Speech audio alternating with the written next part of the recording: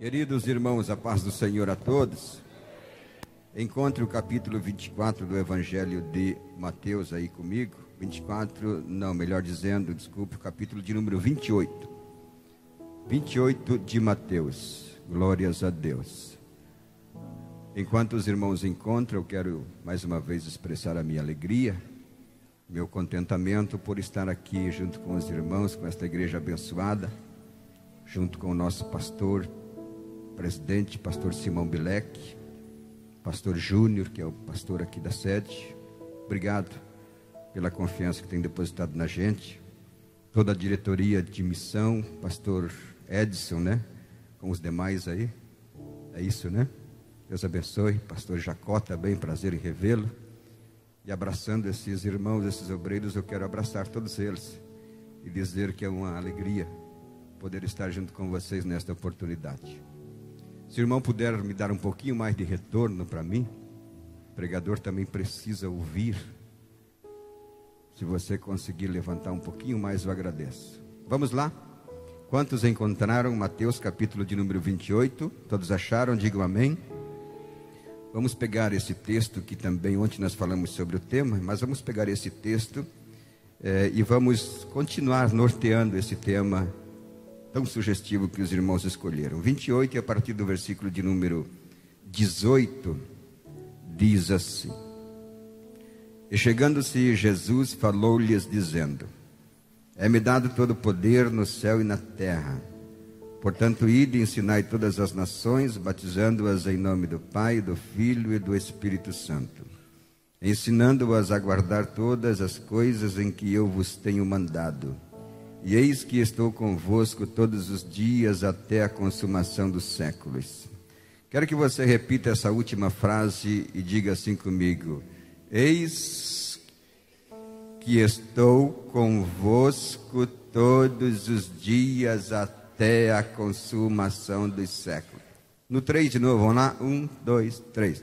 Eis que estou convosco todos os dias até a consumação dos séculos. Obrigado. Queria estar assentados, meus irmãos. Eu estive orando a Deus nesta tarde, pedindo ao Senhor uma palavra propícia e oportuna para esse momento. E o Senhor colocou esse texto no meu coração, ele foi aflorando. E eu senti que Deus está nesse negócio, nesta direção. Nós temos aqui um texto, uma palavra de Jesus dirigida aos seus discípulos. Logo depois que Jesus ressuscitou, ele aparece aos discípulos e diz: olha, todo o poder é me dado nos céus e na terra, portanto ide e fazei discípulos e ensinem as pessoas a guardarem tudo quanto vocês têm aprendido, tudo quanto eu vos tenho mandado. Mas o que me chama muita atenção nesta mensagem, nesta palavra, é justamente o último versículo, a última frase do versículo, a parte B, quando Jesus diz: E eis que eu estou convosco todos os dias até a consumação dos séculos. Observe que Jesus falou que ele estava conosco não somente em períodos de festa, em épocas oportunas, em dias especiais. Não, ele disse todos os dias. Isso significa que o Senhor está conosco nos dias bons, nos dias maus também, porque existe o dia mau. A própria Bíblia vai dizer isso, que existe, e a gente precisa se preparar para esse dia, se fortalecer. Mas não obstante termos esses dias maus para passar, Jesus, ele promete estar conosco todos os dias. Essa é uma das mensagens mais confortadoras da Bíblia Sagrada. Essa é uma mensagem que alegra o nosso coração e nos transmite uma confiança muito grande, uma esperança, porque não obstante a gente não saber o dia de amanhã, não ter consciência exata daquilo que vai acontecer, mas de uma coisa nós temos certeza: ele prometeu estar conosco, e então certamente ele vai estar todos os dias. É claro que nós observamos que Jesus, ele não é simplesmente do Novo Testamento, ele sempre esteve presente. Sempre, em todo momento, no momento antigo, na vida do povo de Israel, ele sempre esteve presente. Ele diz no livro de Apocalipse que ele é a testemunha fiel. E uma testemunha, para ser fiel, ela precisa ser uma testemunha ocular. ela precisa estar presente, ela precisa visualizar, ver as coisas, acompanhar, olhar de perto. Não pode se caracterizar testemunha fiel quem está longe, quem não viu. Então Jesus assim se chama a testemunha fiel justamente porque ele sempre acompanhou o desenrolar da história. Nós vimos, por exemplo, no Antigo Testamento que existe algumas aparições dele de forma esporádica, aquilo que a gente chama de algumas aparições teofânicas, como por exemplo, quando Israel estava passando por um período de crise muito grande no livro de Juízes. A gente sabe que esse período do livro de Juízes, ele foi um período muito difícil do povo de Israel. Foram uns 400 anos mais ou menos, mais negro da história de Israel no Antigo Testamento. Foi exatamente esse período de Juízes. Mas mesmo nesse período difícil de Juízes, a gente observa que ele está presente.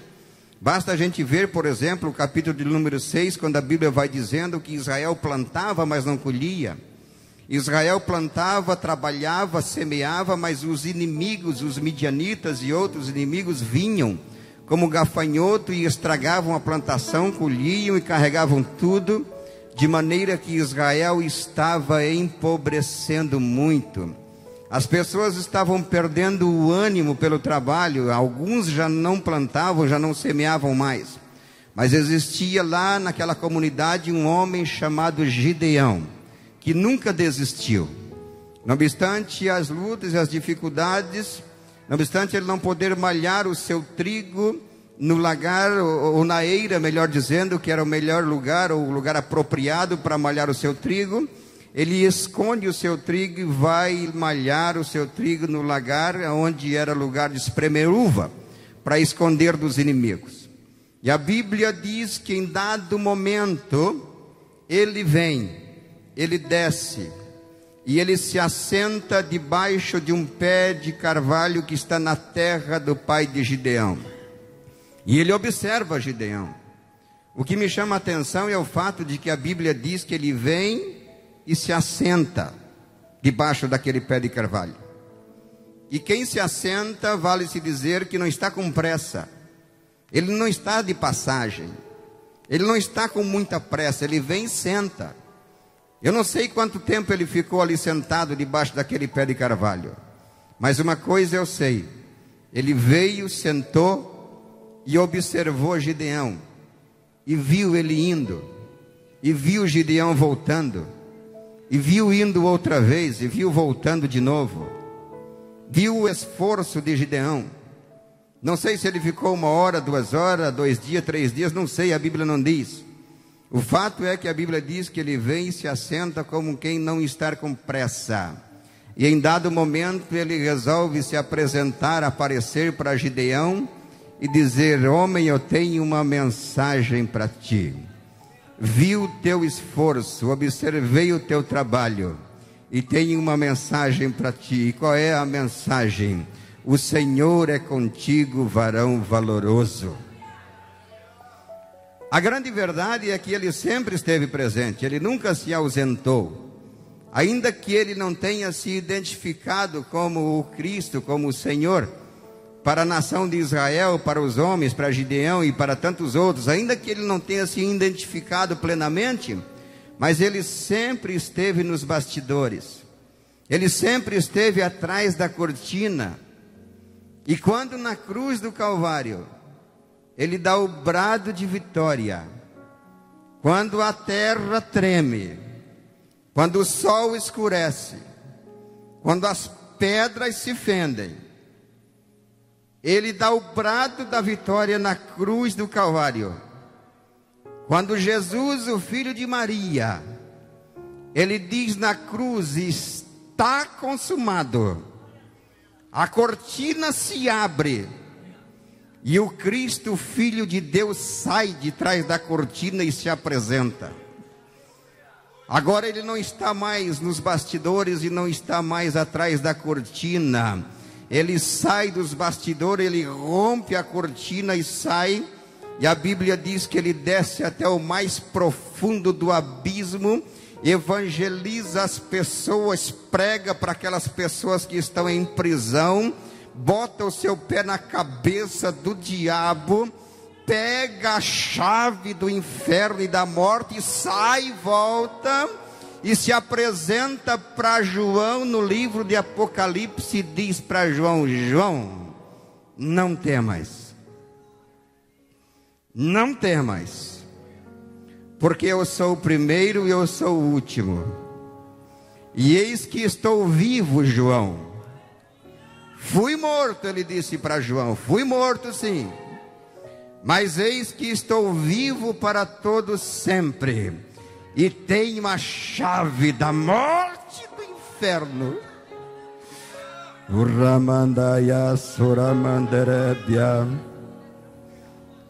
Ele está aqui nesta noite, ele está presente nesse congresso, ele veio para ficar nessa cidade. Ele está sentado, não sei em qual cadeira, mas ele está sentado aqui neste lugar e ele observa.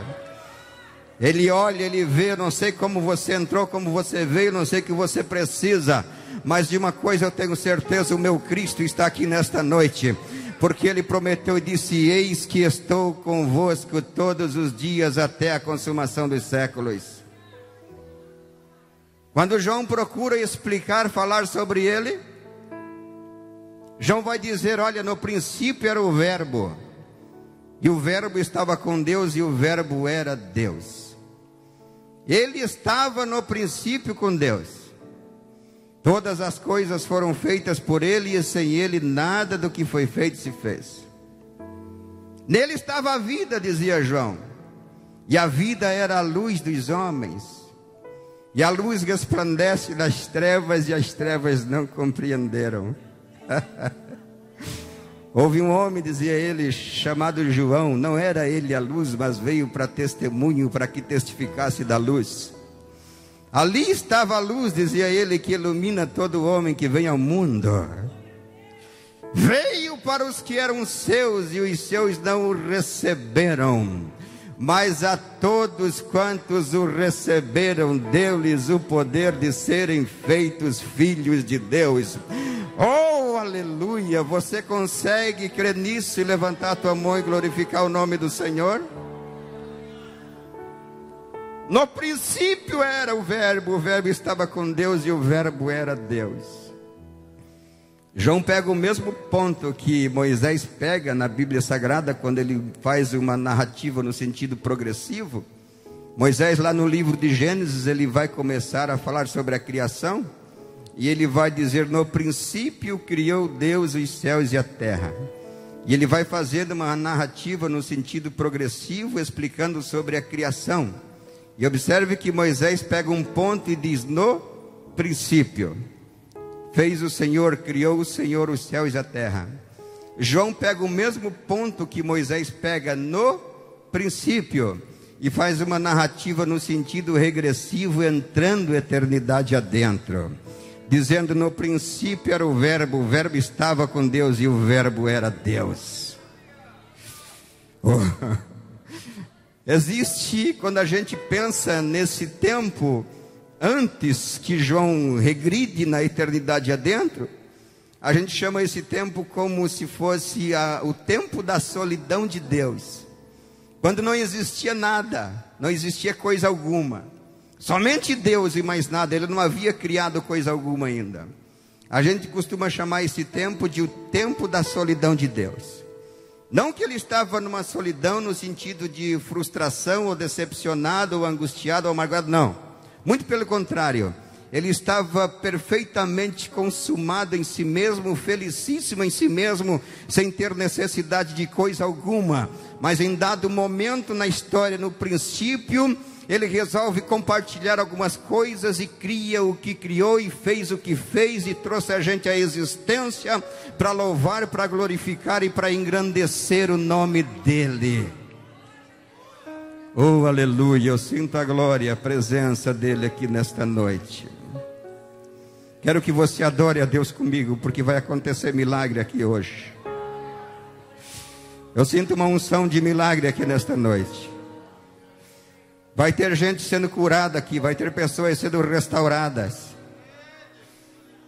Enquanto nós estamos aqui falando, adorando, glorificando, Ele visita a tua casa, Ele visita a tua empresa.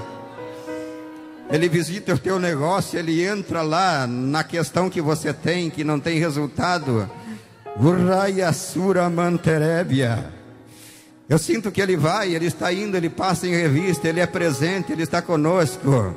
Eis que estou convosco todos os dias, até a consumação dos séculos. Oh, aleluia!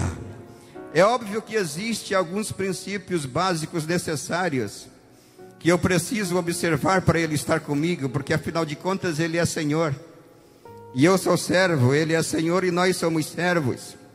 E existem alguns princípios básicos que a gente precisa considerar e pôr em prática, para que Ele realmente possa estar conosco todos os dias. A primeira coisa que a gente precisa é ter um coração disposto a ouvir Ele falar. A gente precisa ter um coração disposto e dar crédito à palavra dEle, a esta palavra. Porque Ele está nesta palavra e o coração precisa estar disposto. Mas por que o coração precisa estar disposto e por que eu devo dar crédito a essa palavra? A própria palavra vai responder, porque ela diz: lâmpada para os meus pés e luz para o meu caminho é a tua palavra. Mas por que mais, pastor Guilmar, eu preciso dar crédito a esta palavra? A própria palavra vai responder novamente, e Ele mesmo responde. Ele vai dizer: olha, se vós estiverdes em mim e as minhas palavras estiverem em vós, pedirei tudo quanto quiser que vos faça e vos será feito.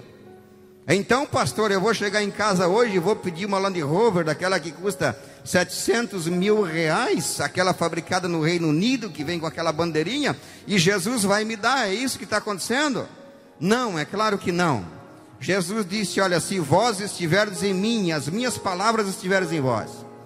Acontece que quando a palavra dele está em nós, quando o coração está aberto e a palavra está, a própria palavra norteia nossos pensamentos, sentimentos, desejos, projetos, e ela não permite que a gente peça absurdo, mas tudo aquilo que o Senhor quer dar, a gente pede e Ele responde e a gente recebe, para a glória do nome do Senhor.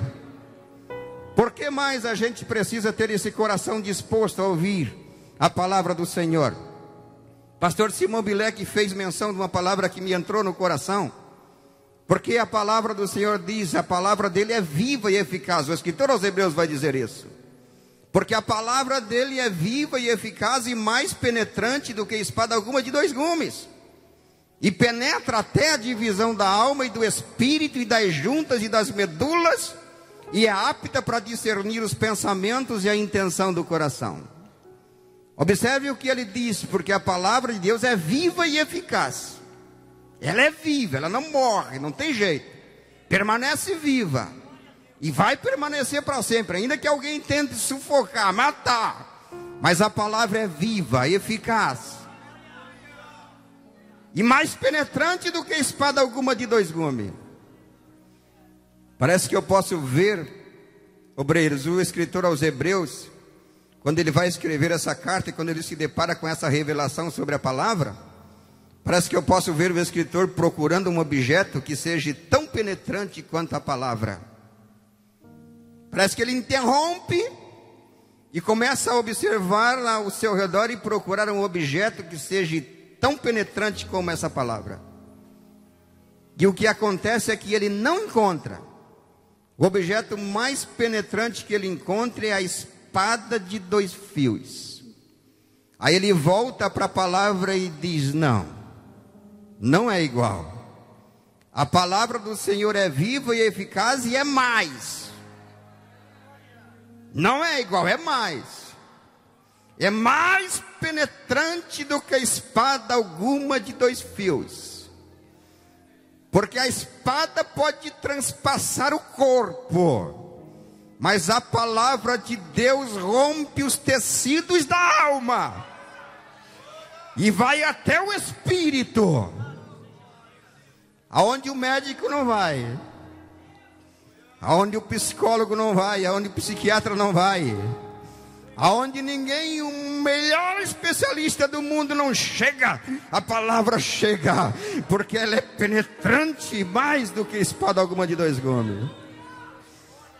Urraia sura manterébia. Oh, Oh, palavra linda, maravilhosa, gloriosa. Igreja avivada, avivamento vem pela palavra. Família renovada, reforçada, vem pela palavra.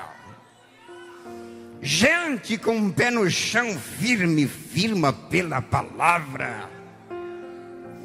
Viva e eficaz. Uma vez eu fiquei perguntando ao Espírito Santo, mas que negócio é esse? Como é que se entende esse negócio da eficácia da palavra de Deus? Aí o Espírito Santo me fez entender o que é eficaz com relação à palavra. Quando um certo dia eu estava num pronto atendimento, levando um paciente, o Espírito me fez entender. Porque o conceito da eficácia, ele está acima do conceito da eficiência. Existe o conceito da eficiência, que é uma coisa, e o conceito da eficácia, ele é um pouco mais elevado, mais acima. E eu entendi isso quando eu estava num pronto atendimento cheio de gente, quando eu estava acompanhando um doente, um enfermo. Quando a gente chega naquele pronto atendimento, não sei se aqui é assim, lá em Joinville está sempre cheio de gente. Os ambulatórios, consultórios, está sempre cheio, forma-se uma fila para se atender. Aí havia uma moça lá que estava atrás do balcão, pegando o nome dos pacientes, anotando, fazendo cadastro e encaminhando para uma sala de espera para posteriormente ser atendido pelo médico. E quando eu observei aquilo, o Espírito Santo me disse assim: observa o trabalho eficiente que essa moça faz. E realmente ela estava fazendo um trabalho eficiente. Ela atendia com eficiência, cadastrava as pessoas com eficiência, uma após outra, e encaminhava para uma sala de espera. Mas aí em dado momento o Espírito me disse: agora eu vou mostrar para você o conceito da eficácia, e você vai entender. Aí quando ele disse isso, eu olhei atrás da fila, de repente apareceu um homem todo quebrado, todo moído, chorando, lamentando, gemendo de dor. Lá atrás da fila, 11º, 2º, 3º, não lembro. Mas o que eu lembro é que o homem geme de dor. E aquela moça que está fazendo um trabalho eficiente, ela se levanta assim por cima de todo mundo. E ela levanta a mão e diz assim: ei, o senhor que está aí atrás da fila, rompe a fila, passa na frente de todo mundo e vem aqui. Porque eu vou atender você agora. Vou fazer o teu cadastro agora, porque o teu caso é sério. E eu vou te encaminhar direto para o médico. Tu nem para a sala de espera não vai, porque tu precisa ser atendido com urgência. Aí o Espírito me disse: está vendo o que é eficácia? Isto é eficácia. Aí eu entendi. Porque às vezes a gente chega na igreja quebrado, a gente chega na igreja moído, não é assim? É assim. A gente chega na igreja arrebentado em frangalhos, problema na família, problema com o vizinho, problema no emprego, problema na empresa, problema no negócio. A coisa não vai, não tem jeito. A gente vem de arrasto às vezes, e se posiciona e senta, e chora, e geme, e grita, e dói. Mas de repente ouve uma palavra de Deus que rompe os tecidos da alma e vai até o espírito e diz: meu filho, eu te trouxe aqui nesta noite porque eu tenho um negócio contigo. Receba a cura, vai, receba. Aí a gente que estava em frangalhos, sem coragem para nada, de repente começa a pular, começa a gritar, começa a glorificar, começa a engrandecer. Por quê? Porque uma palavra de Deus só é suficiente. O vizinho não consegue te ajudar, o dono da empresa não resolve, ninguém resolve, mas uma palavra de Deus coloca você de pé. Por isso que eu amo esta palavra. Quantos podem levantar a sua mão e glorificar o nome do Senhor? Oh, aleluia. Oh, glória a Deus. Oh, glória. Oh, aleluia. Oh, glória. Oh, aleluia. Urramassaramachai. Tem glória aí, tem glória aí, tem. Tem glória aí, tem. Tem glória aqui, tem. Tem milagre aqui, tem, eu sei que tem. Tem milagre aí, se for contar, tem. Se for arrancar, tem. Oh, aleluia.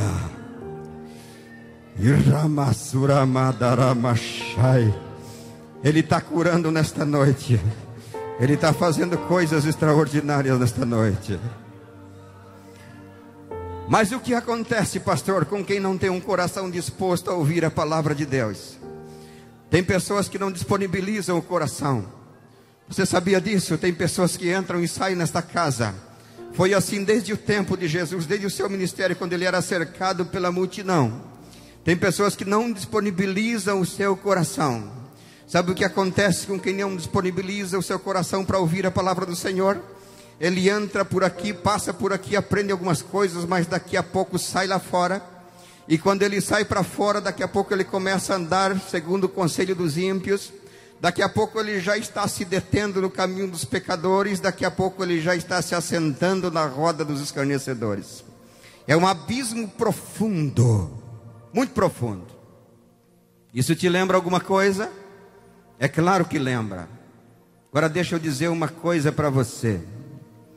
Quando as pessoas voltaram do cativeiro, lá em Babilônia, Deus quebrou o cativeiro com 70 anos. E mandou Neemias consertar os muros. Mandou Zorobabel fazer o templo outra vez com Josué, ou com Jesua.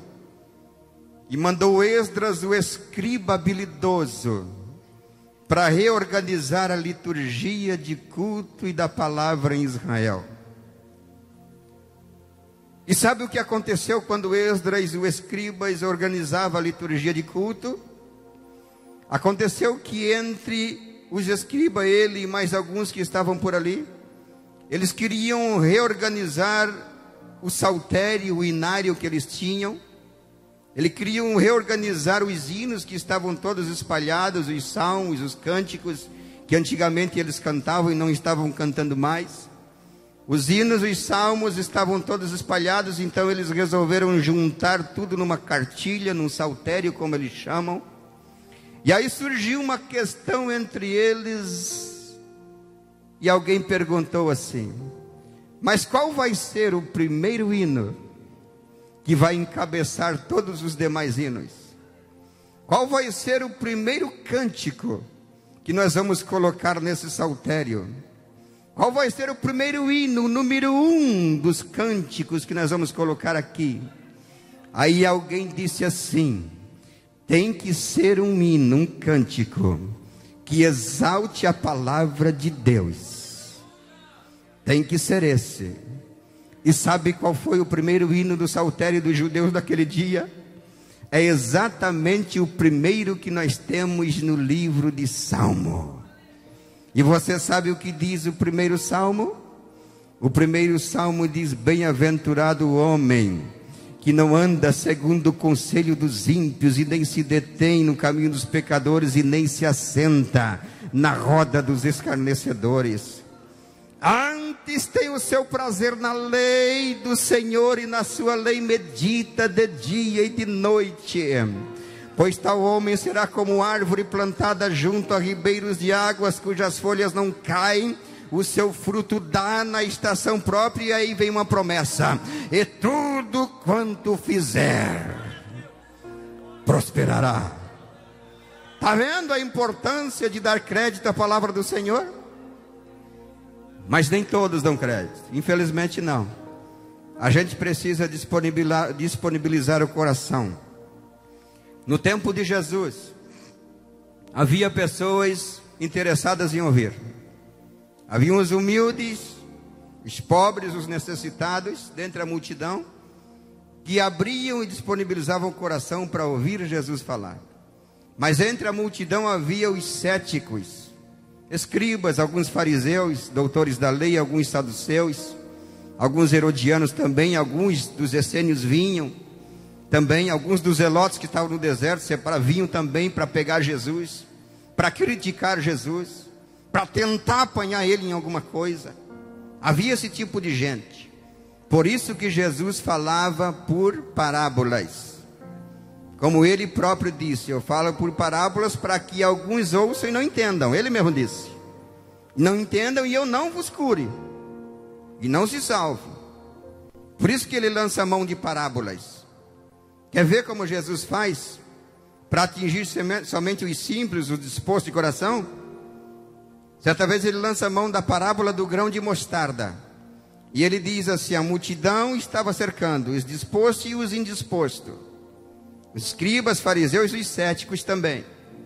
E ele diz o seguinte: o reino de Deus é semelhante a um grão de mostarda, que é lançado na terra, a qual é a menor de todas as sementes.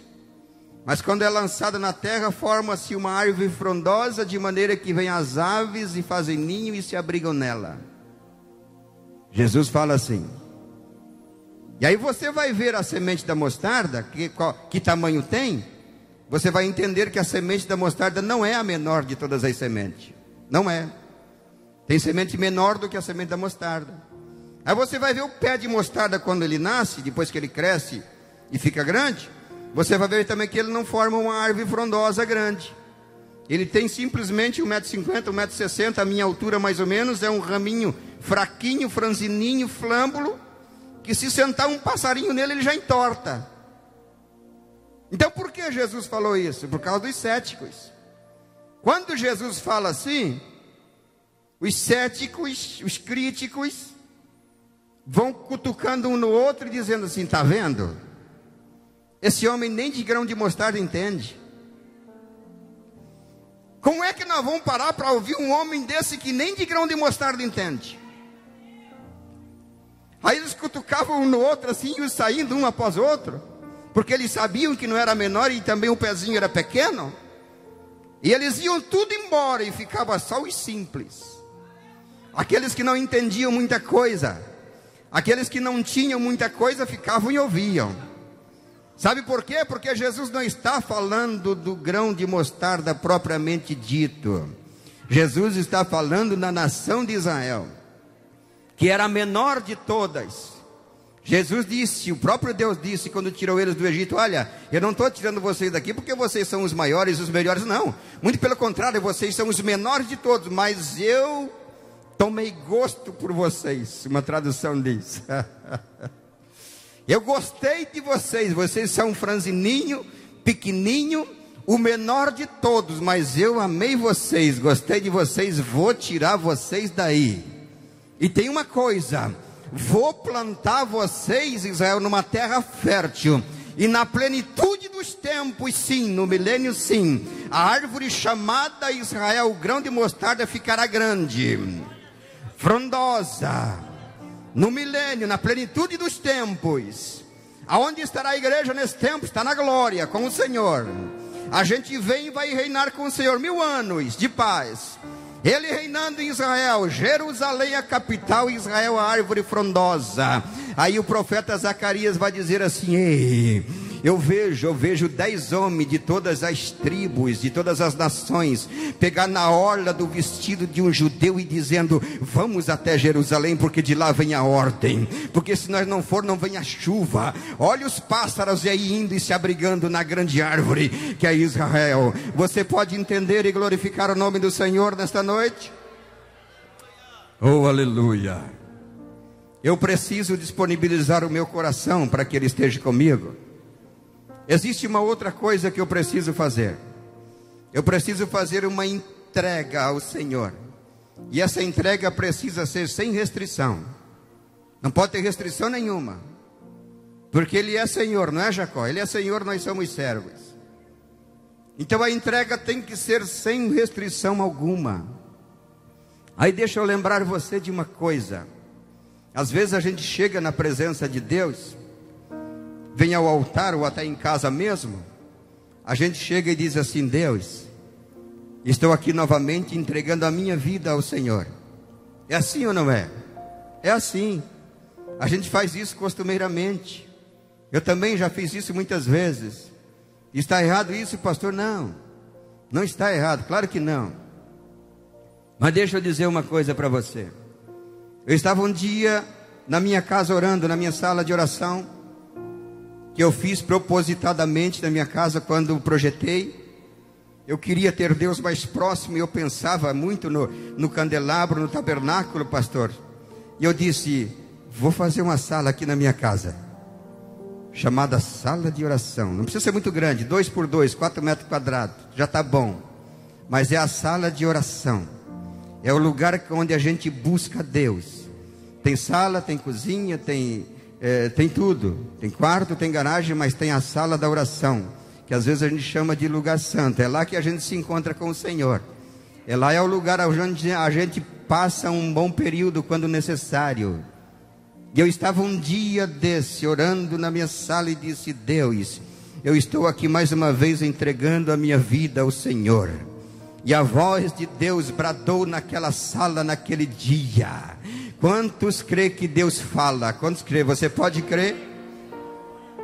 A voz de Deus bradou naquele dia e disse assim para mim, que vida que você quer entregar para mim?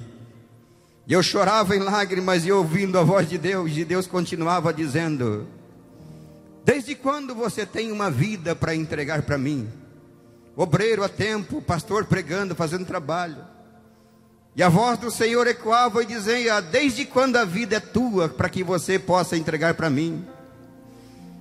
Por que você quer entregar para mim uma coisa que não te pertence? Aí eu comecei a chorar muito e dizer, Deus, eu pensei que eu tinha uma vida, mas na verdade a vida não é minha, nem isso pertence a mim. Aí eu vou para a Bíblia, olhar a Bíblia, ver o que Ezequiel diz sobre a vida. Ele diz, olha, toda a vida é minha, ou toda a alma é minha, a alma do pai é minha, a alma do filho é minha, tudo é meu, e a alma que pecar, essa morrerá, diz o Senhor. Aí eu vou observar a Bíblia, Paulo parece que tem essas coisas também, porque Paulo certa vez ele disse assim, olha, eu não tenho a minha vida por preciosa, contanto que se cumpra com alegria o ministério que eu recebi do Senhor, discursando aos crentes de Éfeso, aos presbíteros. Não tenho a minha vida por preciosa, dizia Paulo, mas certamente ele progride, ele cresce também, porque todo ser humano cresce no entendimento e na comunhão com Deus. A coisa vai se afinando, a amizade vai sendo afinada dia após dia, e depois de uns anos Paulo escreve diferente, e ele diz o seguinte, olha, quanto a mim, eu já estou crucificado com Cristo, e não mais vivo eu, mas Cristo vive em mim, e a vida que agora levo, olha a diferença, a vida que agora levo, ou a vida que agora vivo, em algumas traduções, levo-a na fé do Filho do Homem, que me amou e que se entregou e que morreu por mim naquela cruz. Aí eu disse para Deus, pronto, não tenho nada para entregar para Deus. Mas aí eu vou para a Bíblia de novo, vou pensar nos Salmos e em Davi. Parece que Davi encontrou uma coisa que ele podia entregar para Deus, que era dele. Davi encontrou.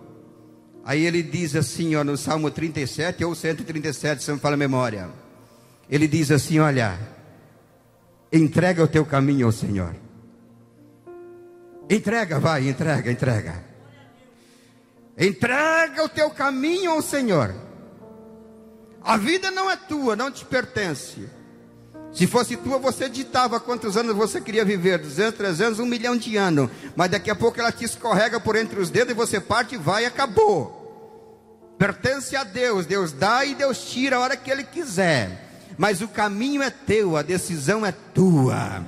Você vai aonde você quiser, Deus deu essa liberdade para você. Mas se você quiser nesta noite, entrega o teu caminho ao Senhor. Confia nele. E no demais Ele tudo fará.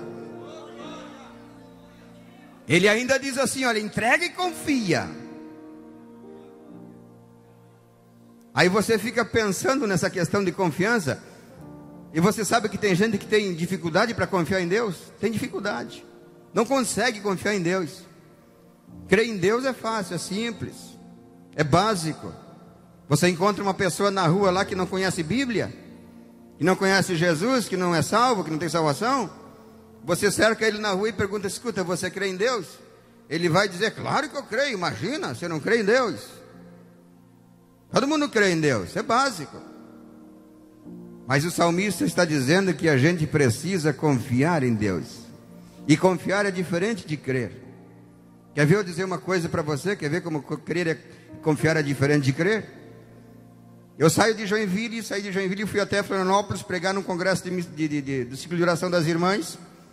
De Joinville a Florianópolis, medindo o velocímetro do carro até lá dentro onde eu fui, deu 180 quilômetros.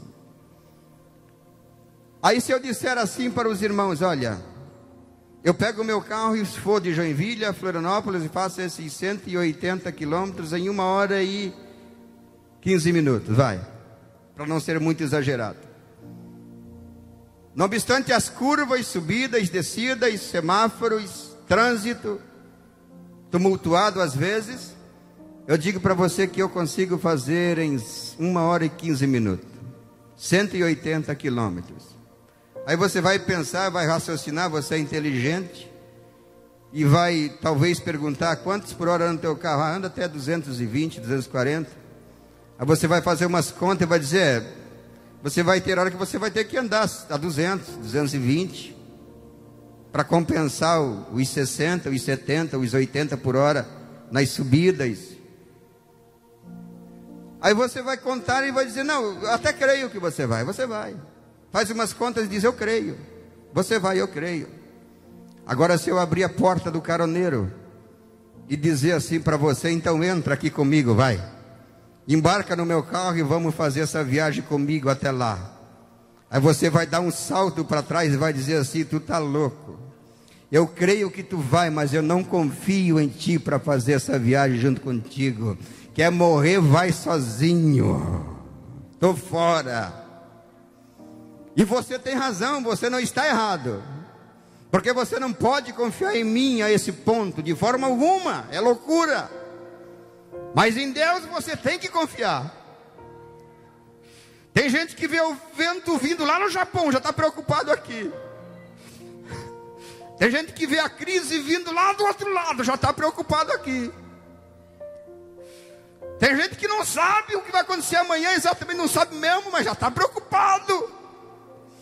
Não dorme de noite, não dorme direito, tem insônia, preocupado com o que vai acontecer.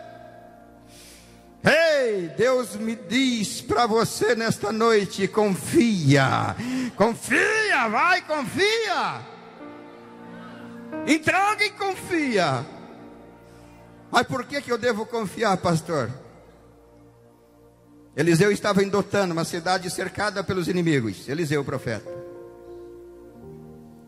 O moço de Eliseu sai de manhã cedo, assim na rua, e olha nas montanhas, tinha um exército de inimigos cercando a cidade de Dotã. Um exército para pegar um homem, Eliseu, profeta de Deus. O moço de Eliseu chega assim na porta, Eliseu está lá dentro. Ele vai na porta e dá uma olhada assim nas montanhas e fica assustado e volta para dentro e diz, meu pai, carros, cavalos, inimigos, exércitos. Eliseu pega o moço e sai para fora. E Eliseu confiava tanto em Deus. A confiança de Eliseu em Deus era tão grande que ele não faz nenhuma oração para pedir livramento, não faz. Ele simplesmente dá uma olhada e diz assim para Deus, Deus, abre os olhos do moço, vai. Abre, vai. Abre os olhos do moço, Deus, para que ele veja. Aí Deus abre os olhos do moço, e a Bíblia diz que ele olha um pouquinho mais para cima, e ele fica mais assustado ainda. Aí ele diz, meu pai, o que é isso? Estou vendo carro de fogo, estou vendo cavalo de fogo.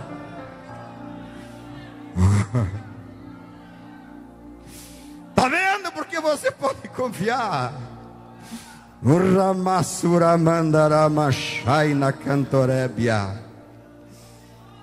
Você pode não confiar em mim a ponto de entrar no meu carro, mas no carro de Deus você pode. Entra, vai, entra nessa carruagem desta noite e confia e faz a viagem com Ele. Eis que estou convosco todos os dias até a consumação dos séculos. Obreiros, o Senhor está conosco. O Senhor está com a gente. Deus entregou essa cidade para vocês. Essa cidade não é do prefeito. A cidade não está na mão dos políticos. O Brasil não está na mão dos políticos, não, senhor. Guaratuba não está na mão do político, não. Deus colocou um príncipe nessa cidade e colocou a cidade na mão dele. Esse príncipe está aqui nesta noite. Ah, Simão, o Ramassura manda machai. Ah, Deus colocou essa cidade na tua mão. Essa cidade está assim, e tu vai ver o avivamento. Obreiro, essa cidade está na nossa mão. Deus colocou um príncipe nesta cidade, ele está aqui nesta noite, e vocês vão guerrear junto com ele, porque essa cidade pertence ao Senhor. Guaratuba, Edson, é do Senhor. Guaratuba não é de ninguém, não é de político, não é de prefeito, não é de ninguém. Guaratuba pertence ao Senhor. Guaratuba pertence ao Senhor.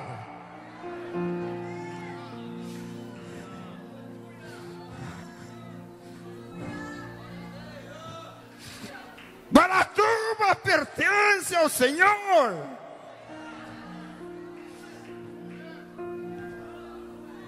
Tudo que existe aqui é dele, pertence a ele. A empresa que você trabalha é dele. Aquela empresa que está no teu nome no cartório, que supostamente é tua, não é tua. É dele, pertence a ele. Uramaya Sura Manterebia. Oh, eu sinto a glória dele. Eis que estou convosco todos os dias, até a consumação do século, pastor Jacó. Deixa eu contar uma coisa para a gente encerrar. Alguns anos atrás, eu trabalhava numa empresa, há uns 20 anos atrás, pelo menos. Não lembro bem, mas pelo menos há uns 20 anos atrás. Eu era gerente numa empresa em Joinville, eu era um dos gerente de fabricação.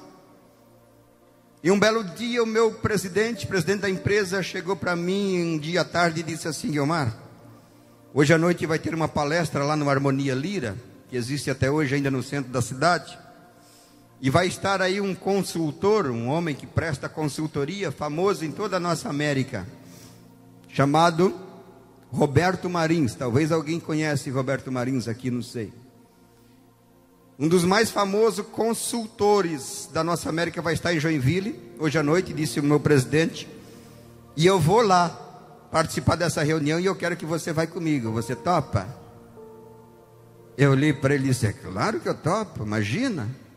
Roberto Marins, um homem famoso, eloquente, que faz reuniões e palestras de motivação para gerentes e empresários.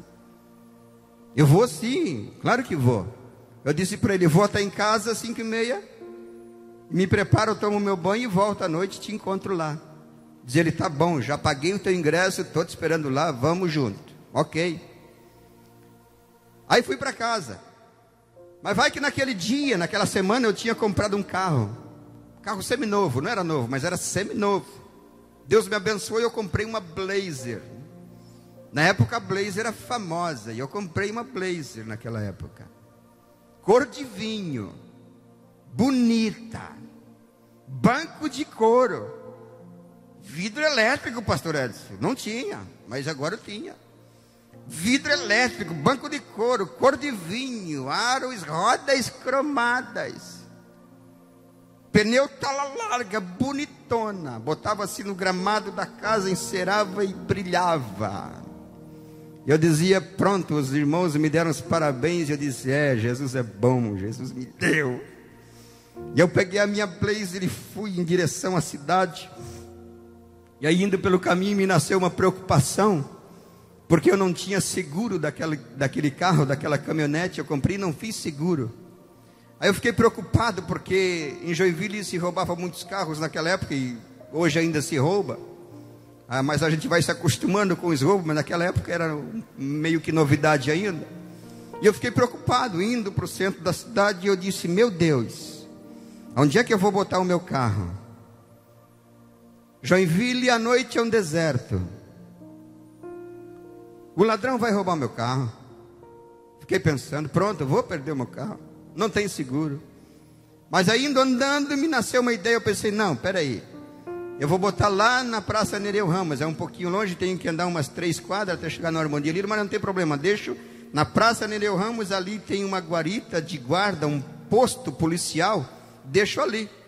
Ali os polícias olham para mim, não tem perigo nenhum. Tá bom.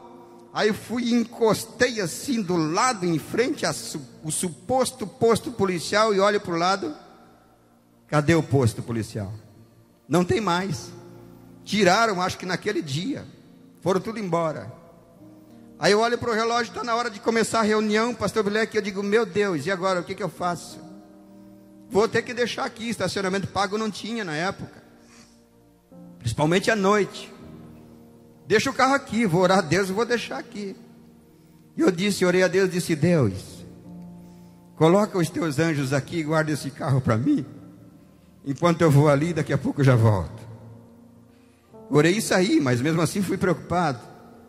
Participei da reunião, quando acabou, cumprimentei o meu presidente e procurei sair rápido, não cumprimentei ninguém, estava preocupado com o meu carro, e saí correndinho. E quando eu avistei assim de longe, eu avistei ele, era grande, dava para ver de longe, uns 50 metros longe, eu olhei assim, ela era da cor da cadeira assim mais ou menos, e eu olhei e vi que ela estava lá. Ui, deu um alívio. Pensei, está lá o meu carro, está tudo bem. Aliviei o passo e fui andando, e de repente quando eu chego assim mais perto assim, eu parei e olhei, tinha 2 policiais assim na porta do carro assim, parado, feito uma estátua, 2 olhando para o carro. E eu parei e me encostei assim numa marquise daquela e disse, pronto, deu problema no meu carro. Provavelmente eu comprei um carro que já era roubado e agora acharam e vão levar embora. E está lá a polícia me esperando. E vão levar o carro, e se eu ir lá agora, eu parei, e eu disse, se eu ir lá agora, vão me levar o carro e vão levar eu junto também, até eu vou preso agora. Aí eu pensei e disse, eu não vou ficar aqui, vou esperar isso aí. Eles não sabem que o carro é meu, eles nem me vendo, não estão. Aí eu fiquei um tempo, e eles não saíram. E fiquei mais um tempo, e eles não saíram. E eu não tinha celular para ligar para minha esposa, não tinha nada. Eu pensei, pronto, e agora o que eu faço? E esperei mais um tempo e eles não saíram, nem se mexiam. Eu pensei, eu vou lá, eu vou ter que encarar. Se eu for preso, eu ligo lá da delegacia, a minha mulher me busca lá e pronto. Aí eu fui meio trêmulo, meio com medo. Cheguei assim perto do carro, Valmor. Estavam os 2 assim, passei, só passava eu entre a porta e os 2. Cheguei assim, passei, cumprimentei, disse boa noite. Eles disseram boa noite. Entrei para dentro do carro, virei a chave na ignição, o carro funcionou. Fiquei paradinho assim para ver o que acontecia. Os 2 pegaram a estrada assim na minha frente e sumiram e foram embora. Aí a voz de Deus bradou dentro daquele carro e disse para mim, tá vendo? Tá vendo? Tá vendo? Tu não pediu para mim colocar anjo aqui e cuidar do teu carro? Aí eu disse, Deus, não estou entendendo. Eu pedi anjo, o Senhor mandou policial. Aí Deus me disse, se eu colocar anjo aqui com roupa resplandecente, vem Joinville inteiro para cá. Aí então eu boto policial, que são meus anjos, eu uso eles quando eu quero também, e eles protegem as suas coisas. Por quê? Porque eu estou convosco todos os dias, até a consumação dos séculos. Você pode crer assim? Vamos cantar? Aquele hino, aquele impressionante. Consegue cantar esse hino? Você sabia que esse hino é o hino evangélico mais cantado no mundo inteiro? Você sabia disso? Esse hino que a mocidade cantou é o hino mais cantado no mundo inteiro hoje. Oh, impressionante! feito por um moço que escreveu esse hino, de uma igrejinha simples lá dos Estados Unidos. Entrevistado, ele disse assim: eu não sabia que isso ia ser assim. Alguém perguntou: você sabia que esse hino ia rodar no mundo inteiro? Ele disse: não, eu não fazia ideia. Mas veio uma glória sobre mim e eu escrevi esse hino e comecei a cantar. E esse hino hoje é o hino mais cantado no meio evangélico no mundo inteiro. Vamos cantar, vai, vamos cantar. Pode começar a cantar, toca lá, vai. Vamos ficar em pé, fica em pé, por favor. Tu cantava sobre mim. Tu tem sido vai, canta. tão bom pra mim. Oh, aleluia. Antes de eu respirar, sopraste tua vida em mim. Fecha os teus olhos um pouquinho e adore a Ele, vai. Tu tem sido tão, tão bom pra mim. Oh, impressionante, infinito e ousado amor. Olha só, canta, vai, canta. Oh, que deixa as 99 só pra me encontrar. Não posso comprá-lo, nem merecê-lo, mesmo assim se entregou. Oh, impressionante, infinito e ousado amor de Deus. Oh, aleluia. Eu quero fazer uma oração nesta noite. Quero orar por alguém que precisa de um milagre aqui hoje. Eu não sei como está a sua vida, mas eu sei que tem uma unção de milagre acontecendo aqui nesta noite. E se você precisa de um milagre, vem aqui, eu quero orar por você. Inimigo eu venha, fui, venha, enquanto nós estamos cantando, venha. Lutou por mim. Venha derramar a tua alma aos pés do Senhor. Tu tem sido tão, vem buscar a tua bênção aqui na frente, vem. Pra mim. Vem adorando, vem cantando, vem glorificando. Tinha valor, mas tudo pagou por mim. Tu tem sido tão, tão bom pra mim. Oh, aleluia. Impressionante, infinito e ousado amor de Deus. Oh, glória. Oh, que deixa as 99 só pra me encontrar. Não posso comprá-lo, nem merecê-lo. Oh, aleluia. Mesmo assim se entregou. Oh, impressionante, oh, glória. infinito e ousado amor de Deus.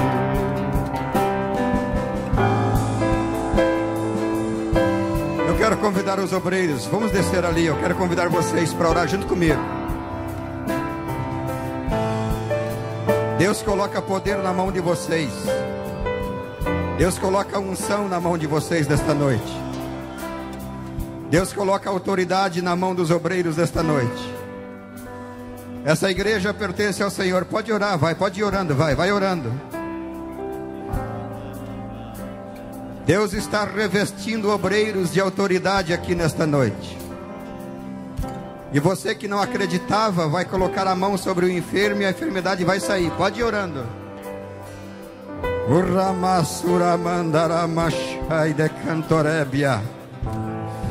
Depois você vai ouvir o testemunho. Vai orando, vai. Impõe as mãos aí sobre as pessoas, porque Deus está curando. Deus está resolvendo problema antigo, coisas que estavam se arrastando faz tempo. Deus está colocando por terra coisas que você nunca conseguiu.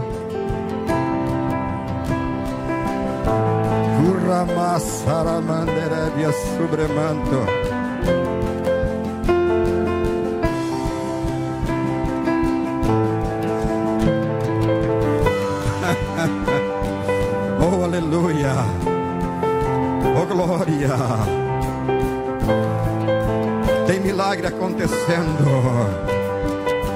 Sim, meu Deus, em nome de Jesus. Vai curando, Senhor, vai operando, vai fazendo milagre.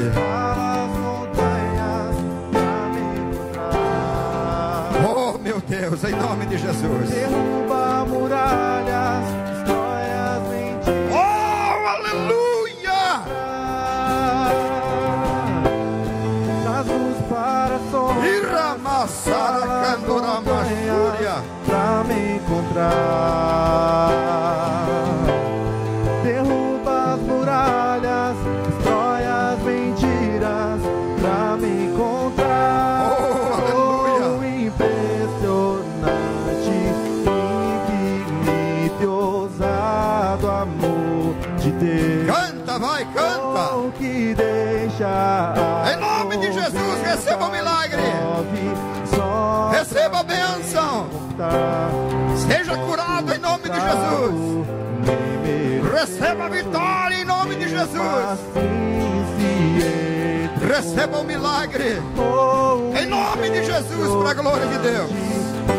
Infinito e ousado amor de Deus. Oh, aleluia. Oh, impressionante, infinito e ousado amor de Deus. Oh, que deixa as 99 só pra me encontrar. Não posso comprá-lo, nem merecê-lo, mesmo assim se entregou. Oh, impressionante, infinito e ousado amor de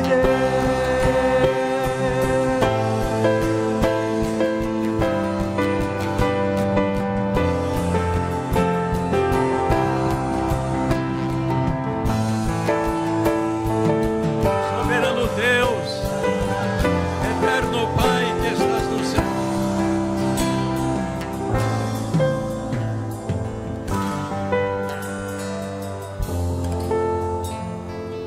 soberano Deus, em nome de Jesus, o teu Filho amado, Senhor. Ah, Senhor, nós estamos suplicando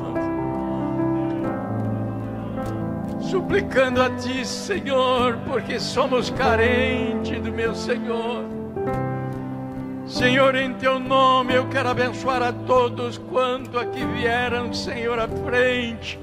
Senhor, que conhece a necessidade, o problema, a situação de cada um desses, Senhor.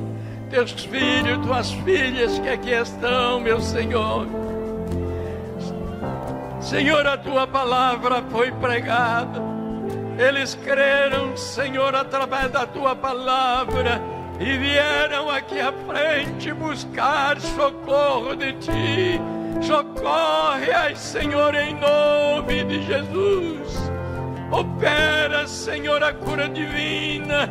Fortalece a fé, dai o despertamento espiritual. Abençoa a família do Teu servo, da Tua serva. Senhor, abençoa salvando, curando, libertando, transformando. Senhor da glória, no nome de Jesus, nós Te agradecemos pelos milagres que estão acontecendo neste momento, ó Pai. Em nome de Jesus, nós Te agradecemos. Voltem abençoados em nome de Jesus. Assentai-vos mais alguns minutinhos. Glórias a Jesus. Glória a Deus. Aleluia.